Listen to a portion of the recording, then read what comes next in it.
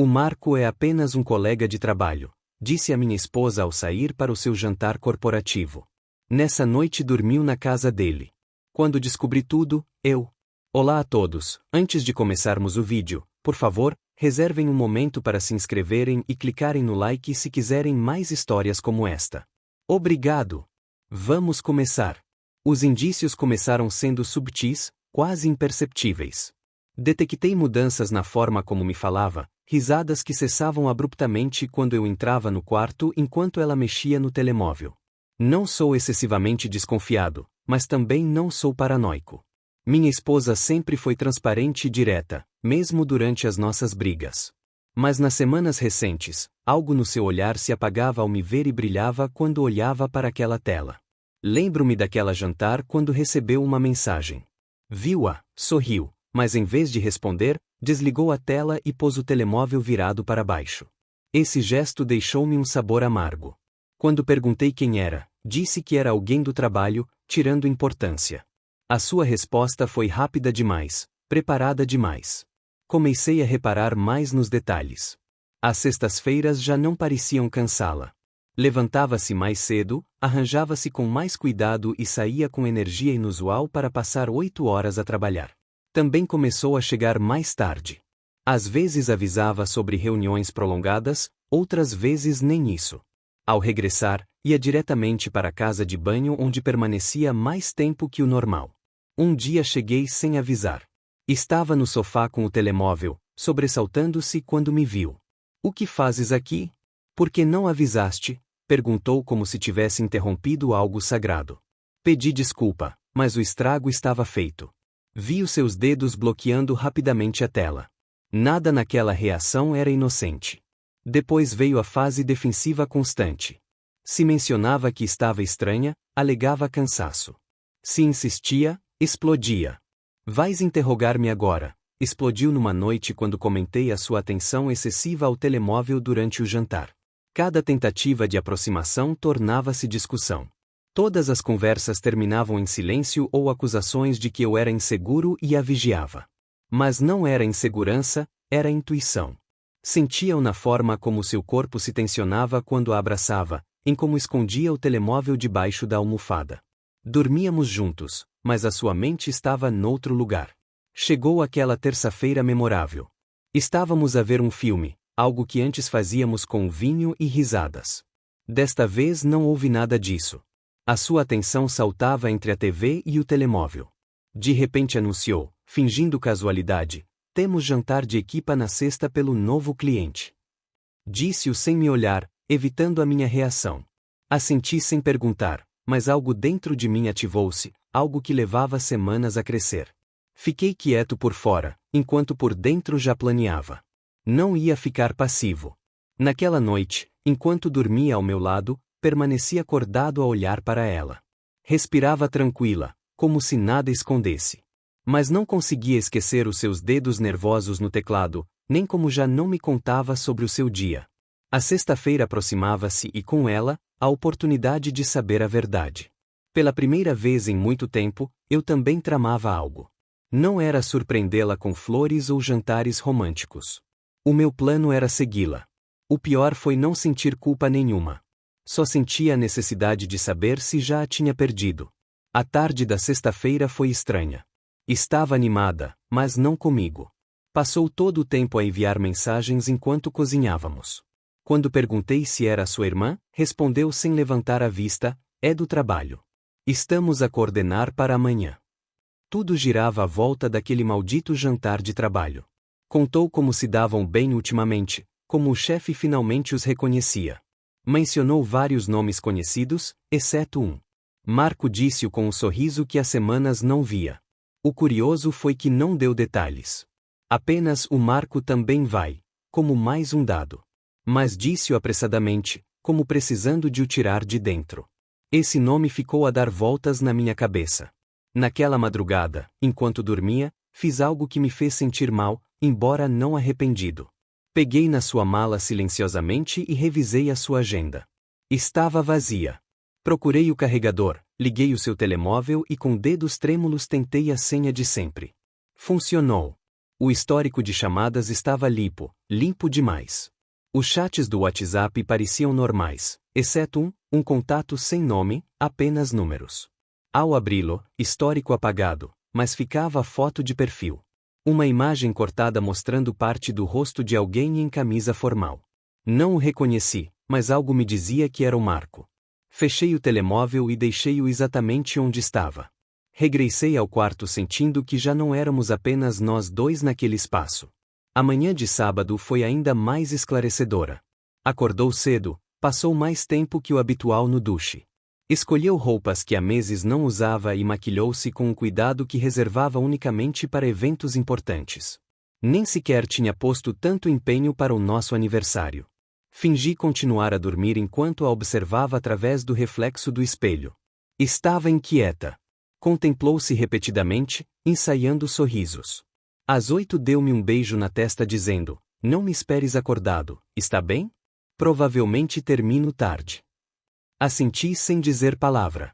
Quando ouvi a porta fechar-se, levantei-me, vesti-me rapidamente e saí 10 minutos depois. Segui-a no meu carro mantendo distância prudente. Dirigiu-se ao centro, estacionou em frente a um complexo de escritórios e entrou apressadamente. Nada fora do comum até esse momento. Aguardei dentro do carro. As horas passaram com lentidão exasperante. Cerca das 6 saiu acompanhada de 4 pessoas, 3 mulheres e um homem. Reconheci imediatamente o sujeito da foto, Marco. Alto, bem penteado, camisa ajustada e essa atitude de quem sabe que atrai olhares. A minha esposa caminhava junto dele. Conversavam muito próximos, partilhando risadas enquanto os outros iam alguns passos atrás.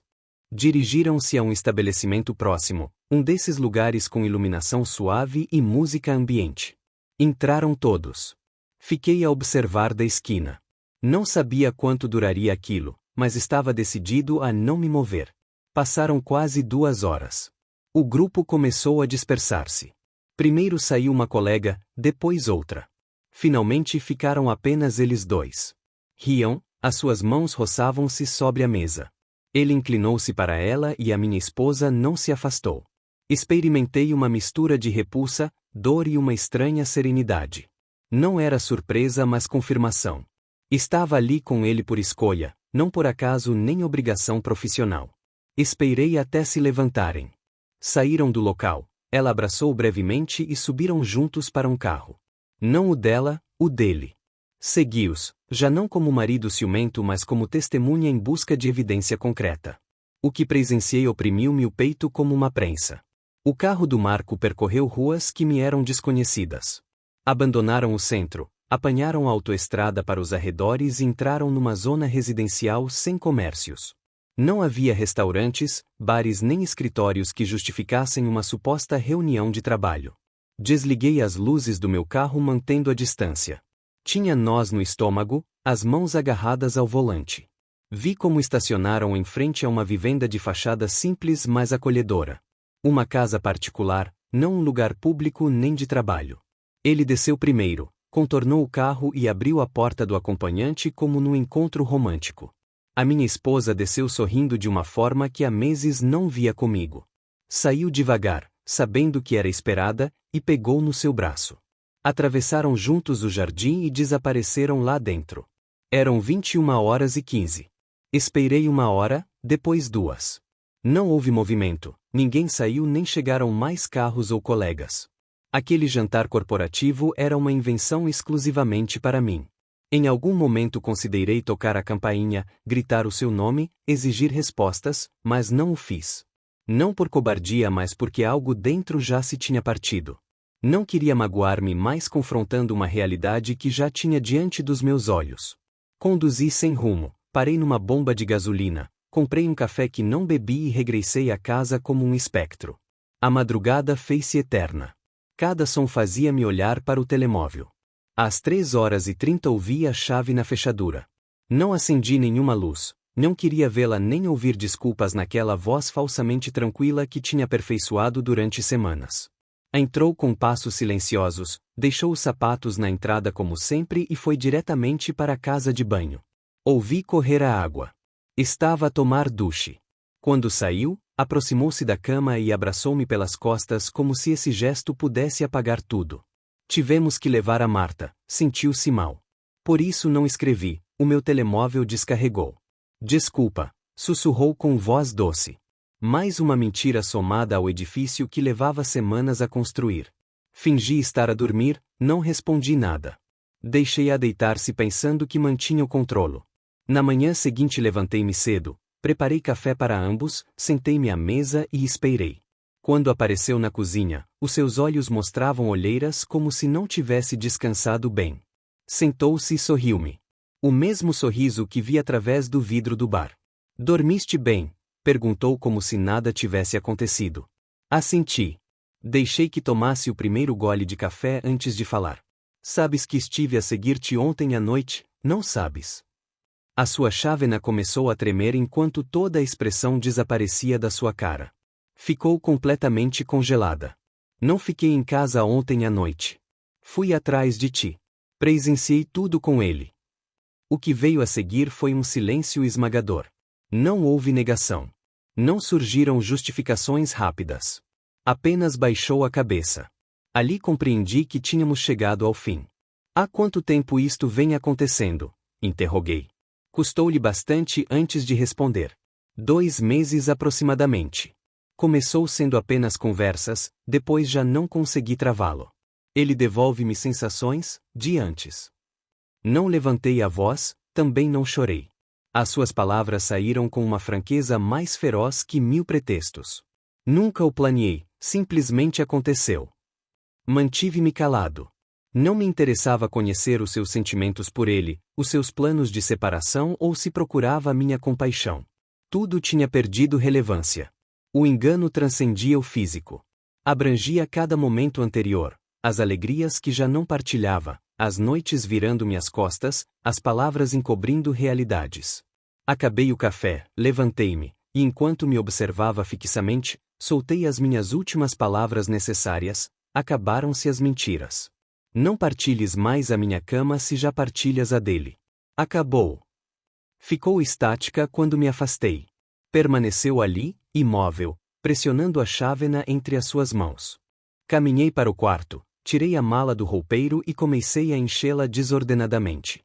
Percebi os seus passos aproximando-se, vacilantes, cautelosos, transitando num espaço que já não lhe pertencia. Espreitou da soleira enquanto eu recolhia pedaços da nossa história comum. Realmente vais fazê-lo desta forma? Murmurou. Pausei os meus movimentos. Que forma preferias? Com ramos? Notas de despedida? Brincaste comigo. Consideraste-me ingênuo. Encontraste o meu substituto enquanto partilhávamos a almofada. O que imaginavas? O seu olhar estava vazio. Sem choro, sem culpa visível. Unicamente aceitação. Reconhecia ter arrasado com tudo sem tentar reconstrução alguma. Pediu diálogo, moderação nas decisões. Alegou confusão, medo de perder a nossa construção conjunta. Mas os seus argumentos pesavam nada depois de a ter visto descer sorridente daquele carro, radiante como há muito tempo não estava para mim. Não catalogues isto como erro, respondi. Os erros são únicos e geram remorso. Tu tomaste esta decisão repetidamente durante semanas. Ali residia o meu maior sofrimento. Não era a infidelidade carnal nem a sua proximidade com outro.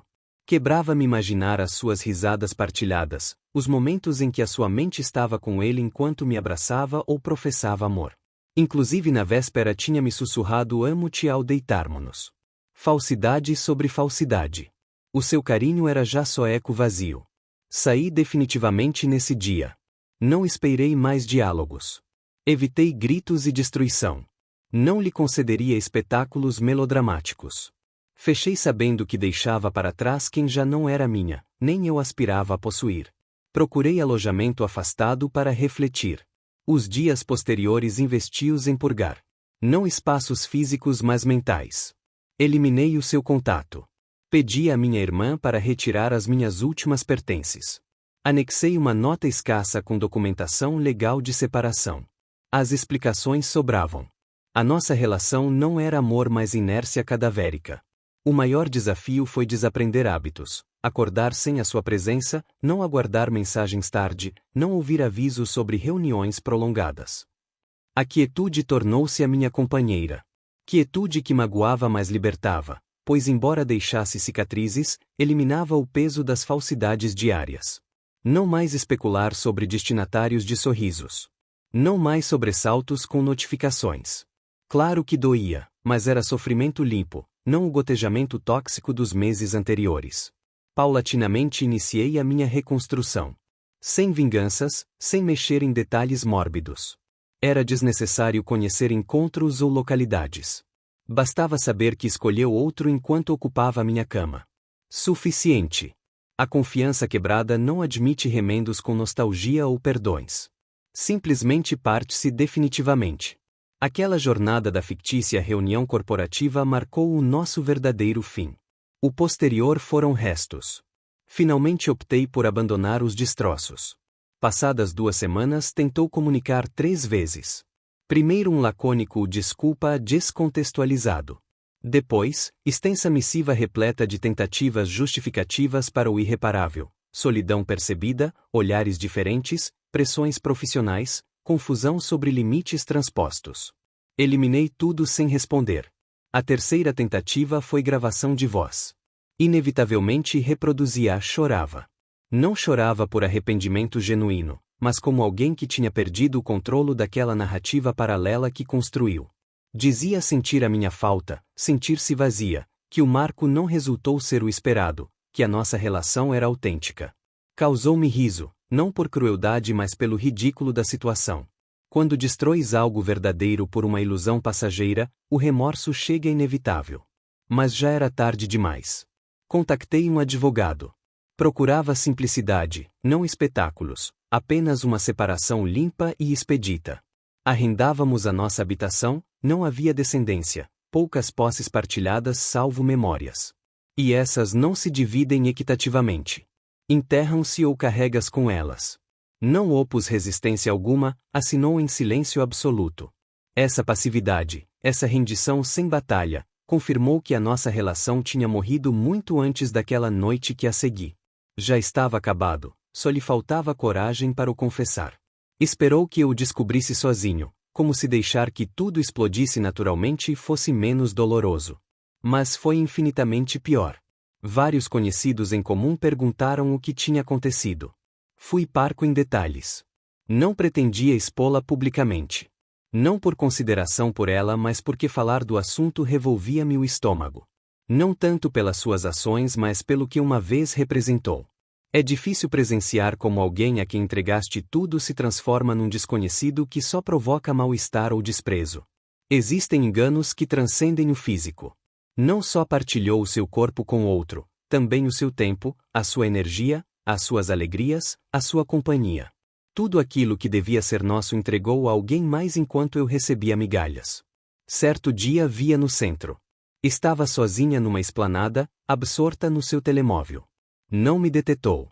Observei-a brevemente. Ostentava aquele olhar ausente que reconhecia perfeitamente, quando já não restam emoções, quando tudo o que é frágil já se fragmentou. Afastei-me sem me voltar, não por soberba mas porque as nossas palavras se tinham esgotado. Já não me pertencia nem eu era o mesmo. Após essa experiência, a confiança não regressou facilmente. Não podia entregar-me cegamente. Mas também compreendia algo fundamental. Não foi responsabilidade minha. Talvez não fosse perfeito, mas fui leal. E nestes tempos onde a fidelidade parece conceito antiquado, é um princípio que mantenho.